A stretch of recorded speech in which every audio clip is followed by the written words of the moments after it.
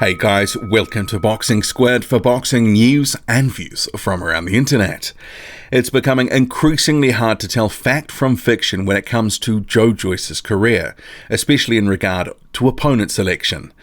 Joyce will be fighting on July 13th at the O2 on the undercard of Daniel Dubois and Nathan Gorman's fight. There's been a number of names that have been thrown out in recent days by Frank Warren, his co-promoter, including Joseph Parker, Derek Chisora, and Alexander Povetkin. And now Joyce's manager Sam Jones has thrown out a fresh batch of names. But all the fighters that have been named publicly so far, I just wonder, how possible and how credible are some of the statements that are being made? So with that in mind, buckle in. Let's go. So with this fight for July 13, Frank Warren stated that Joseph Parker, Alexander Povetkin, and Derek Chisora had all been offered the fight. But just because they've been offered the fight doesn't mean that the offer was any good. It doesn't actually mean that they were ever really in serious negotiations or talks to face Joe Joyce. And this is some of the problem now with Joyce's career, because they've looked to accelerate it from an early stage, but it hasn't really happened, and they've tried to kickstart it.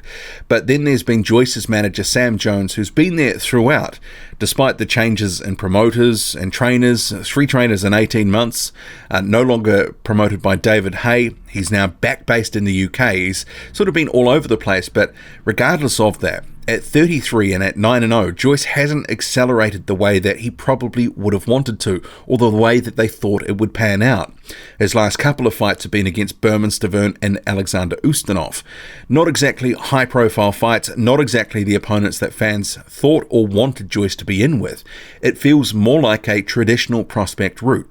Joyce is taking on faded former contenders or former champions and beating the snot out of them, getting the victory, getting a little something from them, like Stavern used to be a noted counterpuncher. Ustinov, a big, tall, rangy guy, used to be a good contender. Joyce will face similar guys like Ustinov in terms of height when he goes further up the division. But at the moment, he is not facing the guys that they said he would be facing. And they're talking about taking these massive leaps to guys like Povetkin, Parker, and even Chisora, but I'm just not sure how actually viable some of that is. And some of the reason for that, it sort of always takes me back to, remember all the talk about Joyce and Luis Ortiz and some of the positioning there, and the bigging up about the fight was imminent, it would be next, and then some of the rhetoric changed from Sam Jones, Joyce's manager, to it would be later in the year. And when Abel Sanchez, Joyce's former trainer, was asked about the Joyce fight, he said, no, we're not fighting him, that's at least a few fights away. No need to talk about that right now, because that's, he needs to do more, he's not ready for Ortiz yet. So those statements, which was a bit of a facepalm to some extent, because it sort of undermined all the talk and all the chat and all the hype that Sam Jones was trying to generate for Joe Joyce. But I'm sort of reminded of that situation now, because the mention of Joseph Parker and Alexander Povetkin in particular for July 13th on what would be on the undercard of 2 prospects fighting, 2 prospects that don't necessarily have the biggest profile in the world.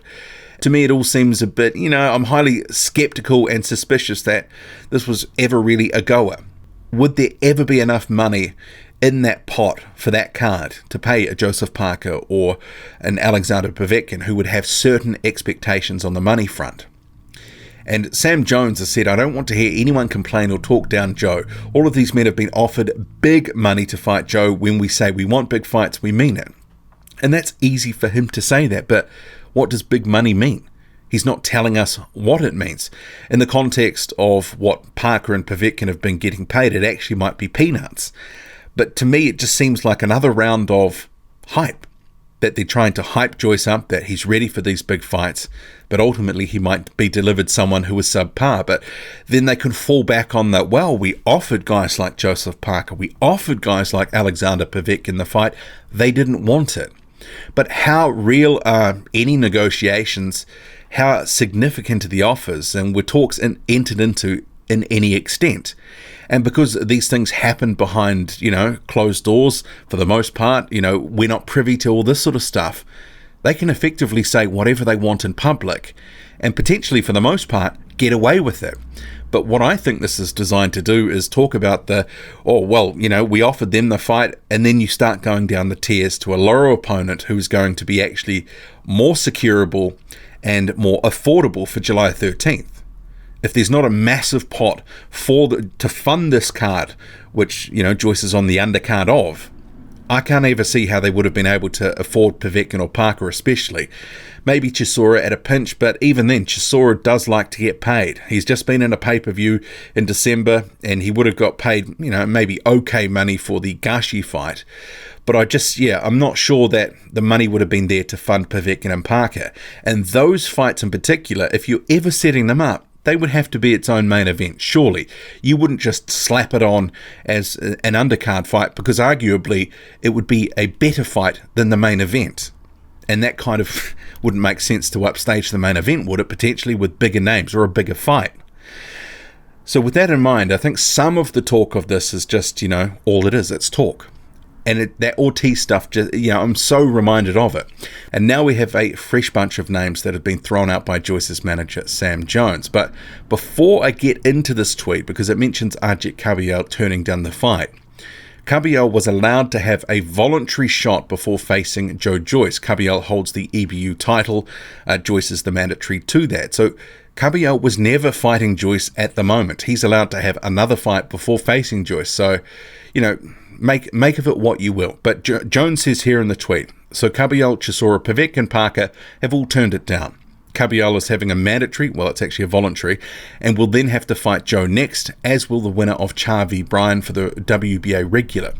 Who would the fans like to see Joe fight on July 13 at the O2 Arena? So before I get to those names, which you can see here, but to me, this July 13th date actually feels like it's just almost filler ahead of either a Kabayel or ahead of a Char, v. Bryan winner facing whoever wins that fight.